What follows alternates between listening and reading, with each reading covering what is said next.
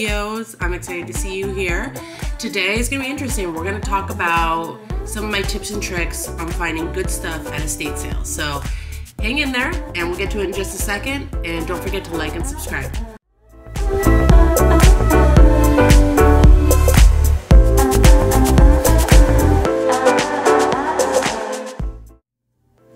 All right, so tip number one, where to find it, how to find an estate sale. So my favorite place to find estate sales is estatesales.org and estatesales.net. You can type in your zip code and it will directly show you everything that's within your area. And then you can also sort it easily by date and time of day. So that way you know which estate sales to go to first. Okay, tip number two, bring cash. Have your Venmo set up so you can apply your credit card or pay with credit card through Venmo. Also bring a credit card if that's your preferred method of payment. I have definitely been to estate sales. Probably 80% of the estate sales that I go to do take credit cards. It is easy to do transactions. However, there are those random small estate sales that are just only wanting cash. And in some instances, they will take Venmo if it's easy for them to do and they have a Venmo set up. So I would say have all three forms of payments, make it easy on yourself so you don't have to run to the ATM, or scramble through your purse to find what you need. I think that's the best way to go. Okay, tip number three, get there early. So typically with estate sales, there are some that are just one day, and then there's some that are 3 days.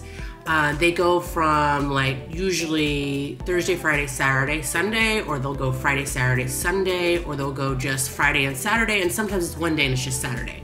But if you see something in the estate sale photos that you really, really want, a coffee table or a lamp, something that's not a multiple that you can't pick up if somebody else grabs it, go early. I've even seen some of the best estate sale resellers have a tag team approach where they bring their employee, they have the employee sit for an hour, then they come back an hour later and they sit, and then a different employee comes an hour after that. So essentially they're showing up 3 hours early before the estate sale so they can run in and dart in right when the doors open and they're the first person in line. So if there's something that you cannot live without and you really, really want it, I would say show up at least an hour to 2 hours early.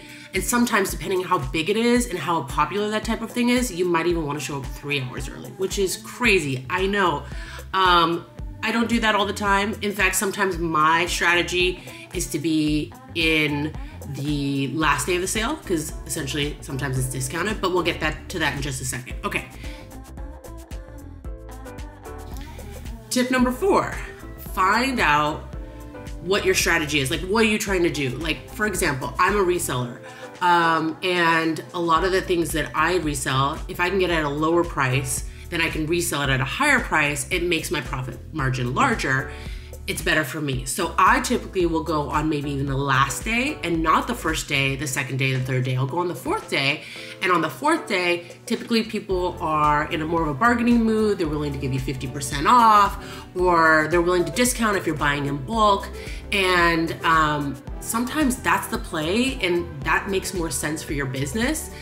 Not going for a business, you're just going for yourself, for your own home to buy home furnishings or dishes and things like that. Maybe the first day is the best day because then you get the pick of everything. You get to see everything that's there and you're the first one on the scene.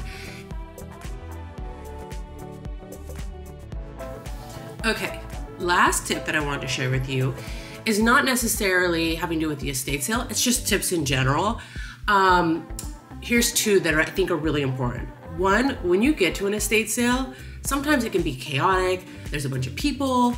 It's easy to overlook things. So always look above the shelves, below the shelves, inside to see if they've emptied out the cabinets already. Sometimes people come and they don't notice objects because they're put behind something else. I've even seen cases where a person will want that object, but they want it at 50% off. So they'll essentially go on the first day, pull an object off the shelf, put it underneath something or hide it in a cabinet or something, and then they come back the last day and they pull it out and say, hey, I want this at 50% off. And the person who's running the estate sale doesn't know that they have done that, so essentially they get it at 50% off. So if you are eager and really are a hunter, the first day you go, look through everything, look under, above, underneath cabinets, everywhere, because people hide things. The other quick tip I want to give you that's just something to add in there, a lot of these estate sale companies, they have subscribe lists. So essentially when you get there and you're checking out, if you like the type of estate sales that they're running, you can always say, hey, do you have an estate sale subscribe list I can put my email on? And then they'll email you every time they have an estate sale. And what's good about this is sometimes those estate sale companies, they have to pay a fee to post it on estatesale.org or estatesale.net, and they don't want to pay that fee. So they might just have their estate sale and not list it in a public forum or place.